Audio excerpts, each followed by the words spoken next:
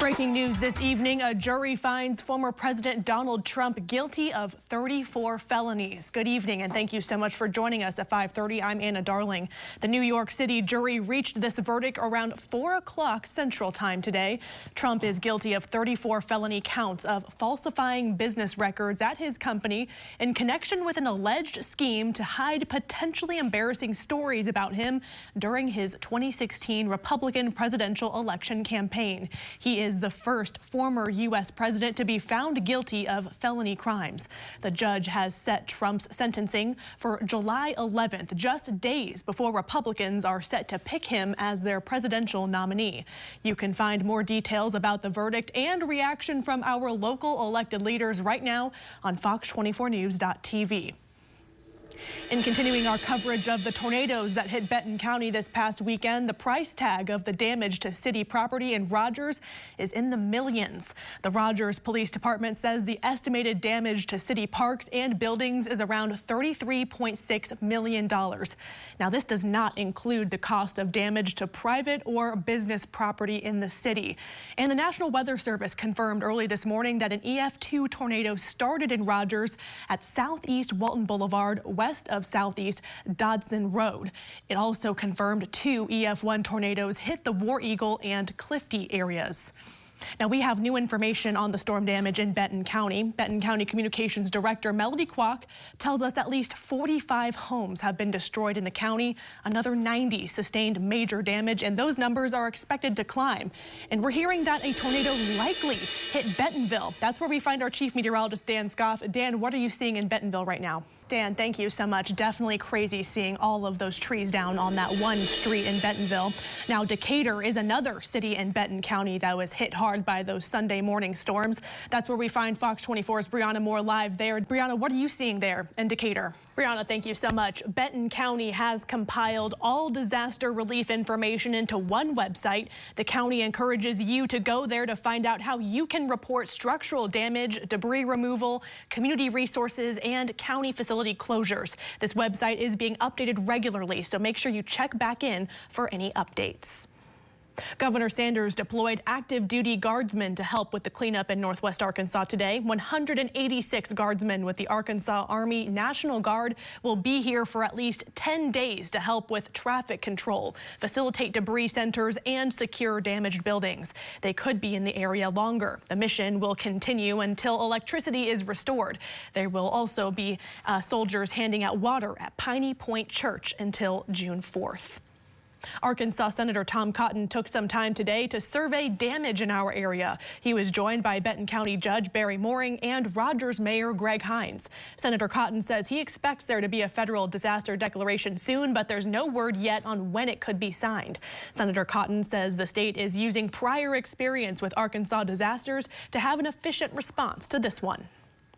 We don't want Senator Cotton wants to tell everyone that he, along with Senator Bozeman, Representative Womack, and Governor Sanders, will be here every step of the way.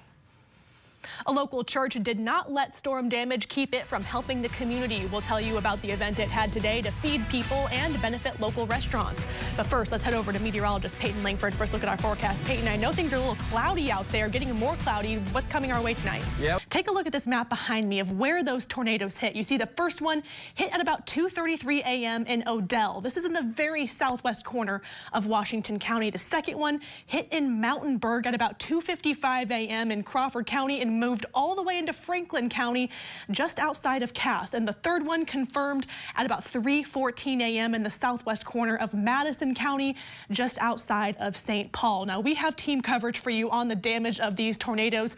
Chief Meteorologist Dan Scoff joining us in Mountainburg, and our Brianna Moore is in Cedarville. Dan, let's start with you. What are you seeing in Mountainburg today? The moon moves in front of the sun. Chad's got his solar eclipse glasses. Okay, we're in totality. And we're in totality, so you can ditch the glasses, Chad. Yeah, so then, and then I move out. Now we see the diamond ring, right? Diamond ring. And that's how the total solar is. eclipse happens. Alyssa, we have 10 seconds left in this game. Arkansas is at the line. 2 buckets just made. We're 50-46. Okay. And one of the biggest talkers from the day was Rihanna's amazing halftime performance and the announcement of her pregnancy. Alyssa Orange from our Picture Nation team. We're not talking sports in this segment. So what were your takeaways from Rihanna's performance? And there you go, a cracked windshield. That's exactly cracked how. iPad. No, we're good. We're good. We're good. It's not cracked. Okay. Perry, there was a palpable sigh of relief in the courtroom when that verdict was read. Some put their heads in their hands. Others were visibly emotional, including Officer Kevin Apple's mother, who has been in the courtroom for the entirety of the trial. Chad, Chelsea, before we get into that, I want to show you just some of the devastation on this neighborhood road here in Springdale. Homes destroyed, roofs missing, windows busted through, piles of debris left on yards. Thankfully, one home down there is starting to get some work done on its roof that was salvageable.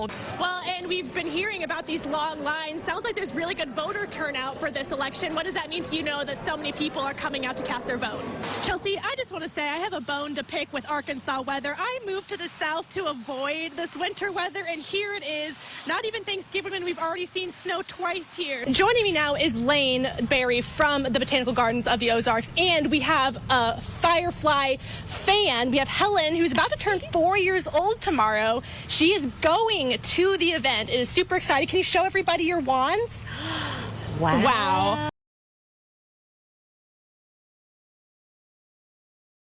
Well, Fort Smith has some new royalty after the very first Miss Rodeo Fort Smith pageant over the weekend. But this pageant was about much more than just showcasing beauty. I found out how one River Valley rodeo trailblazer wants to make sure others are able to follow in her footsteps. Partner.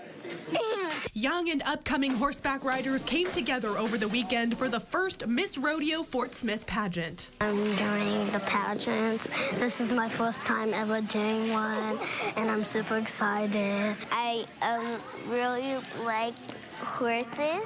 Tiana Selby and her cousin Fallon Hardy competed together in the Sweetheart age group. Since I'm proud, I just wanted to blend in with the other brown girls and see what other brown girls like to do. This is the most diverse rodeo queen pageant ever. Fort Smith native Jadea Kirsch organized the pageant. She found her love of horses through a dark experience when she was just 6 years old. I was sexually assaulted, and that's how I was actually introduced to horses, was through therapy. And I always say that she sat me in a saddle that day and she handed me the reins to my freedom, and I've been riding horses ever since. She got into rodeo competitions and pageants. In 2017, she was crowned Miss Rodeo Coal Hill, Arkansas, making her the first black rodeo queen in the state. I see it as an accomplishment. It's also like I'm one of the first ones in my state, and then when I did actually find out and go look, you know, I was one of like 2 that I could find back then. So it's bittersweet. But it gave her a job to make sure we see more women of color in rodeo and in all horseback riding styles. I had to make sure that this was something that was normal, especially for women of color, diverse women, you know, all women, young women, for them to see women that look like them in different positions so that they know these are things that they can do as well. And that mission is already inspiring others. Jadea got into bronco riding, and most people would not want to do that because you're on a bucking animal. It encourages me to keep going. Jadea hopes that no matter the pageant girl's age, race, or background, they feel empowered and accepted when they step into the arena with their trusty steed. I hope that they take away self-confidence. I hope that they get to walk away and be like, oh, I got to compete against a girl that didn't look like me, and I loved her. Big shout out to all those ladies who had me out there for the pageant this weekend. Kirsch plans to get the Fort Smith Riding Club up and going this spring to create a dedicated space that encourages kids to learn how to ride.